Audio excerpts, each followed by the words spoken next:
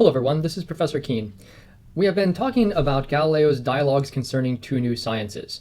You might remember that these two new sciences that Galileo is discussing are, first of all, the strength of materials, and secondly, projectile motion, which we haven't really gotten to at all yet. In the last several lectures, we have gone through chapters 1 through 5 of A Student's Guide to the Great Physics texts, which is basically comprises the first day of Galileo's dialogues. Remember, this book is divided into 4 days of dialogues between Salviati, who represents Galileo's opinions, and Sagredo and Simplicio, who then question Salviati and kind of tease out the meaning of what Salviati is suggesting. So in the dialogues, the first day began with a discussion of what it is that makes certain materials stronger or harder to break than other materials. And Salviati, Sagredo, and Simplicio began this discussion, but in the course of the discussion, there were many digressions, and these digressions covered topics like nature's abhorrence of a vacuum. That was provided as one explanation why certain things stick together or are hard to break. And then we got diverted a bit into the idea of motion in a vacuum and falling objects. How would an object fall in a vacuum as opposed to different kinds of media? And then we even got into some digressions about pendular motion and harmony and music theory. We're going to come back to the topic of falling bodies, but in the meantime, what happens at the beginning of day 2 of the dialogues is Salviati, Sagredo, and Simplicio come back to talking more directly about the cohesion of substances and the strength of materials. And they're specifically going to be talking about it in the context of how hard it is to break a beam. So in this lecture, we're going to start talking about beam breaking. Again, this is in chapter 6 of A Student's Guide. But before we do that, I want to make one further digression about Galileo's use of mathematics, in particular how he writes formulas. So I'm going to cut my webcam here, go to my sketchbook.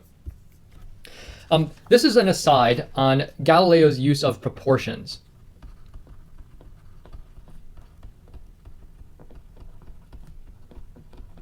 Galileo's use of proportions. You probably noticed in the course of reading Galileo so far that it's very seldom, in fact, he never writes formulas in the way that we write formulas. So for example, if we wanted to nowadays write an equation for the mass of an object, we would write mass equals the density of the substance out of which it was made multiplied by the volume. This is kind of the contemporary way we do this algebraically. Galileo does not write formulas like this. Instead, what he does is he always compares like quantities. So for example, if we wanted to know the mass of an object compared to another object, we would say, well, the mass of object 1 is to the mass of object 2 in the same ratio as the density of object 1 is to the density of object 2, compounded with, this is how Galileo would do it, compounded with the volume of object 1 compared to the volume of object 2. Notice what Galileo is doing here, he's always comparing like quantities. He's saying if you want to know how big one object, how massive one object is compared to another, you have to compare their densities and compound that with a comparison of their volumes. The reason he does this is because then he is always comparing like quantities and he's always multiplying dimensionless quantities, right? And the reason he does this is somewhat for philosophical reasons and somewhat for historical reasons.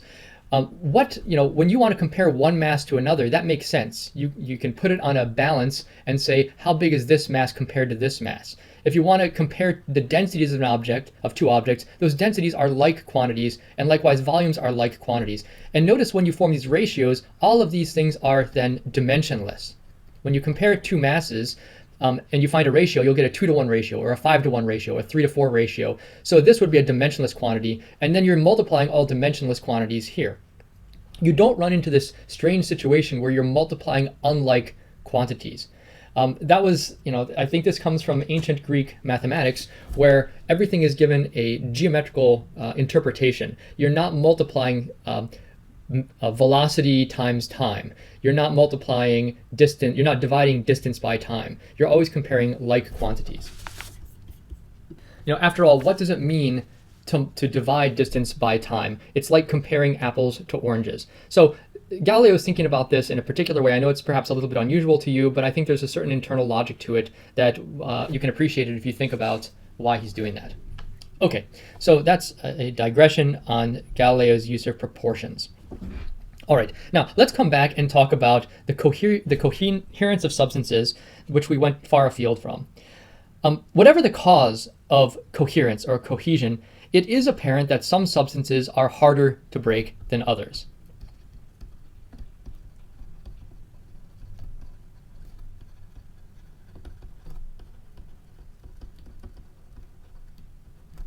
Some substances are harder to break than others.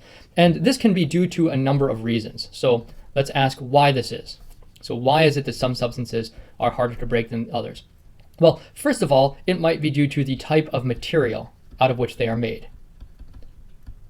Right? So even if you have two beams that are otherwise identical, but one is made of wood and the other one is made of steel, the steel one is going to be harder to break, all other things being equal. So the type of material is one reason why certain things are harder to break than others.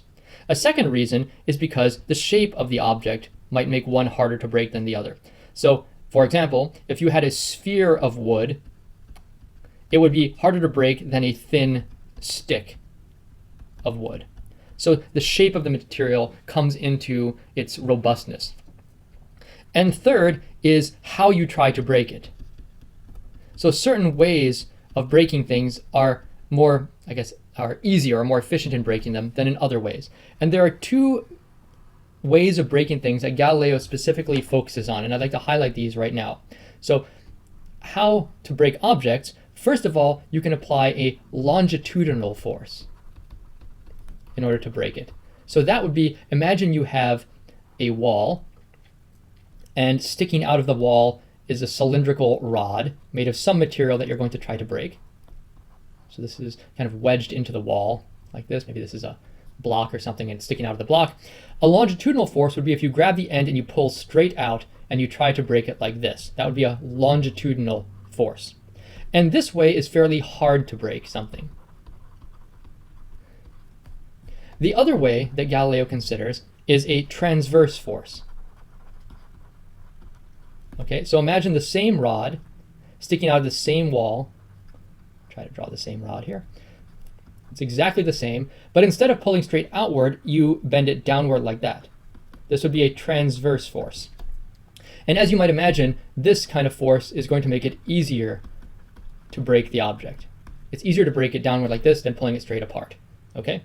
And the question is, so this might be intuitively obvious to you, but this raises the question immediately, why is this? Why is it easier to break something using a transverse force compared to a longitudinal force? Even if these are the exact same forces, maybe a 10-pound force, this one might cause it to crack, and this one would not cause it to crack. So why is it easier to break in one way or the other? This, by the way, is something that Galileo asks on page 72 of the text.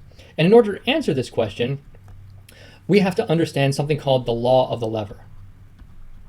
We must understand the law of the lever. Okay. And the law of the lever, I'll just state what it is right now, and then we're going to have to demonstrate the law of the lever, and then come back and apply it to these two situations to see why it's easier to break in one case than the other. So let me just quote what Galileo says. So for the law of the lever states that for a bar on a fulcrum, let's suppose you have a fulcrum like a balance point and you put a bar across it, the force, he says, bears to the resistance the inverse ratio of the distances which separate the fulcrum from the force and the resistance. Okay, that's kind of a mouthful, but what he's essentially saying is that if you have a balance and you want to suspend weights from both sides of the balance, the force that you hang on one side compared to the force you hang on the other side have to have a certain ratio to one another that depends on how far you hang them from the fulcrum, okay? And what I'll do is I will pick up at this point when I do my next lecture. So I'll stop right here and come back to this.